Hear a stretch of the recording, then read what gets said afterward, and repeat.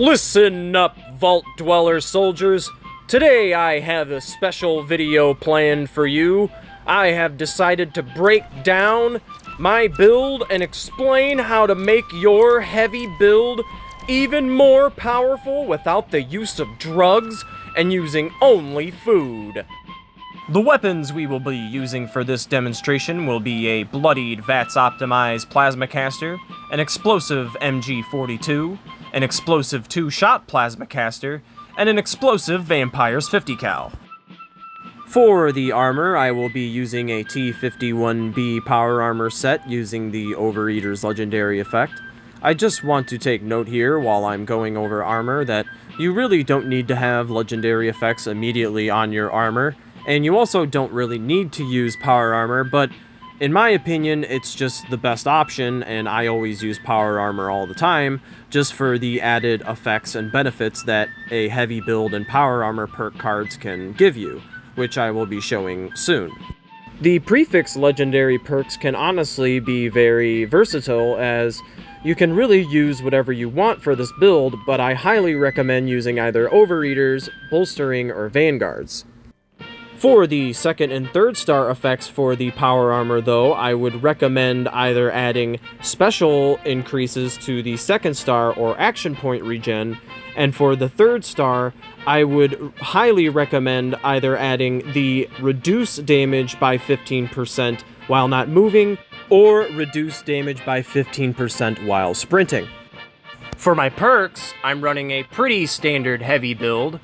In strength, I recommend the heavy gunner perks to obviously increase damage for your heavy weapons, bullet shield to gain 60 damage resistance, and then bandolier to mitigate some ammo weight.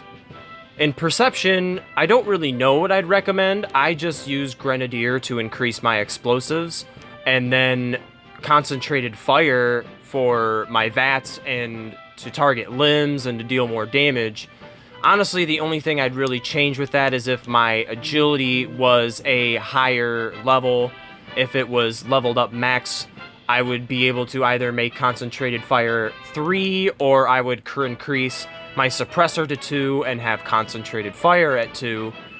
And for endurance, endurance is the big category, which I believe they've really buffed out and changed, or at least I haven't been really using it correctly, and I really highly recommend to run Life Giver, Ghoulish, Thirst Quencher, Fireproof, and Radical to really maximize endurance and the buffs that you can get in general.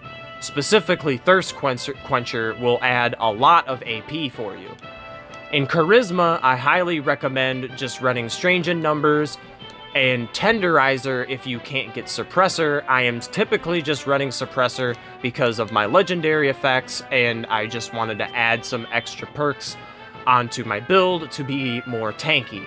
Suppressor specifically, as well as Bullet Shield, are just more tanky perks, as well as Life Giver and Fireproof. For intelligence, I really just recommend running Nerd Rage if you're going for low health, which I kind of just run it when I have full health anyway, just in case I start losing some health. You get that extra increase of AP and damage resistance, which is really nice in case you're in a tight pinch. And then obviously Power User to mitigate my Fusion Core usage. And then Stabilized is incredible to ignore the 45% armor of your enemy while already using your overpowered heavy weapons. This is really crucial if you're not using anti-armor. And then Demolition Expert, which they've changed the effect. It no longer does damage on your weapon and does damage to the explosive around, which I believe it should have always been that way. And in fact, it works better this way, especially with the 2-shot plasma caster. And batteries included for the same reason for Bandolier, some weight mitigation. Action Boy is personally just my preference. Some people say it's useless. I still use it just to increase some more action point regen. Gunfu, for this build, at least for, I believe, my plasma casters, is crucial because you can bounce between targets really fast and increase that damage constantly, in addition with adrenaline. It'll stack with adrenaline, and it will be just higher and higher, and you will just deal tons of damage bouncing from targets. And then dodgy for obvious reasons as well, to mitigate some more damage and be more tanky. That action points will absorb some of that incoming damage. And finally, for luck, I recommend using Bloody Mess to increase more damage, Grim Reaper Sprint for that small 15% chance that you're going to replenish all of your AP, One Gun Army to stagger and cripple enemies by 12%, and then Ricochet to obviously be more tanky and negate more damage. Class Freak and Starch Genes are must-needs, especially if you're running Mutations, which everybody pretty much is. And this is what the special looks like before the application of legendary effects. And legendary special perk cards really don't have to be anything specific since we're not running a melee build, and I run Far-Flung Fireworks because I enjoy blowing shit up. Unfortunately, for the low-level players that don't really understand Mutations yet, I'm going to have to recommend Mutations here, and for the Mutations that I recommend, I would go with Adrenal Reaction, Bird Bones, Carnivore, and Eagle Eyes specifically. All of the other mutations you see pictured here are just sort of extra added benefits for me, but Carnivore specifically is must needed for this build, as you are going to need the increased effects from the meat I am going to show you. Now, unfortunately for my buffs, I couldn't fit all of them in one image, but you can clearly tell that Carnivore and Class Freak work wonders here. I'm not too sure about Herbivore or other food builds, but you can clearly tell just by this image without all of my buffs in frame that Carnivore and Class Freak are really working wonders right now. And finally, right before we get into it, I will flash my special stats so you can see what's going on there. Now, let's see what this build can do. Obviously, from the first clip, you saw that I took down that behemoth pretty handily with only 9 shots, as the plasma casters can pack quite the punch. That's why I decided to show them first for this demonstration, as you can really see the gun fu and the far-flung fireworks proxing a lot here, and causing massive amounts of damage against all of these small targets, as well as large targets.